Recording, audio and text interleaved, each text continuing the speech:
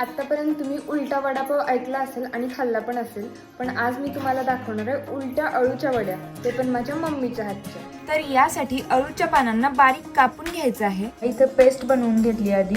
याच्यामध्ये लसूण, खोबरं, जिरेपूड, हळद, मीठ आणि थोडीशी मिरची बारीक करून टाकली आहे.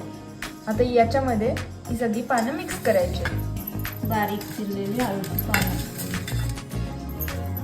त्यानंतर यात डाळीचं पीठ मिक्स करून भजीसारखं मिश्रण बनवून घ्यायचं आणि अशा छोट्या वाट्यांना तेल लावून यात हे मिश्रण भरून इडलीच्या भांड्यात पाणी ओतून वाफेवर शिजायला ठेवायचे. 10 मिनिटांनंतर हे शिजलंय की नाही बघायला त्याच्या पोटात असा चाकू खुपसून बघायचा आणि त्याला पीठ चिकटत नसेल तर हे शिजलेलं आहे. नंतर याला बारीक गोल काप करून तेलात तळून घेतलं आणि आपल्या या युनिक स्टाईलच्या अळू वड्या तयार झाल्या आहेत. आणि खरोखरच याची टेस्ट नॉर्मल वड्यांपेक्षा खूप जबरदस्त आहे. त्यामुळे तुम्ही पण एकदा नक्की ट्राय